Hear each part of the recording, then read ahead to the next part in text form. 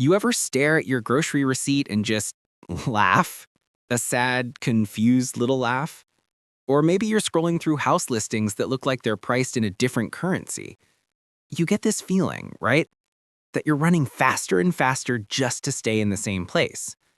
It's not your imagination, and it's not random. What you're feeling is an echo, the ghost of a party from 100 years ago. Before we get into it, do me a favor. Drop a comment with where you're watching from.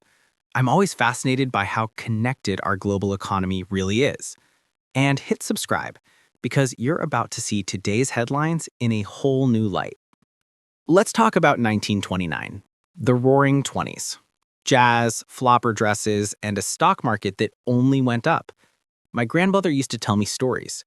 Her teacher, the local butcher, everyone was an investing genius. They were buying stocks on margin, basically gambling with borrowed money. Sound familiar? Everyone believed they'd cracked the code to permanent wealth. It was a new era. As an economic historian, I don't see one-off events. I see patterns. And the pattern of the 1920s is screaming at us right now. See, the 1929 crash wasn't the disease. It was the fever breaking. The real sickness was in the system itself. A mountain of private debt, wild speculation, and a belief that the party would never end. Let's break it down. First, debt. Back then, it was buying a new Ford or a radio on an installment plan. People were spending tomorrow's money to feel rich today. Fast forward. Today, global debt is over 300% of world GDP. We just swapped installment plans for credit cards, student loans, and mortgages we can't barely afford. We're pulling future happiness into the present and paying interest on it. It's the same script, just with better graphics.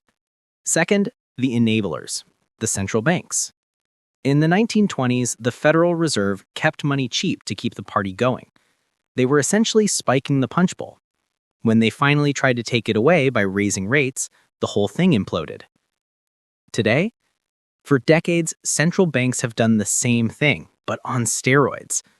After the financial crisis of 2008, they flooded the world with cheap money. It created the biggest financial bubble in history. It fueled everything from tech stocks with no profits to crypto memes. The psychology is identical. FOMO, fear of missing out. The belief that you're a genius when really the market is just drunk. But here's the crucial difference. This is what keeps me up at night. In 1929, when the system broke, it was a national disaster. It was horrific. But today, the system isn't national. It's planetary. Everything is connected in real time. A bank failure in California can spook markets in Frankfurt before you've had your morning coffee.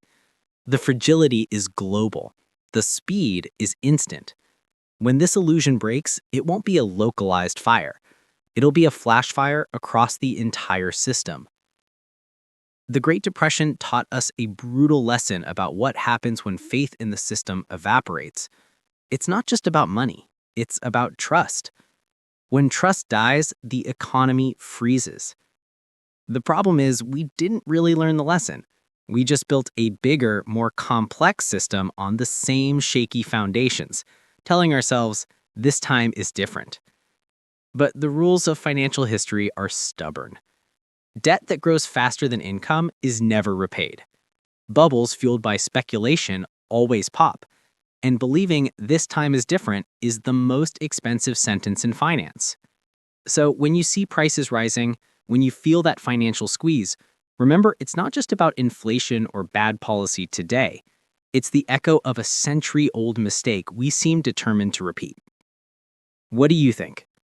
Are we wiser now, or are we just walking the same path in better suits? Let me know in the comments. The conversation matters, because this time we're all in it together.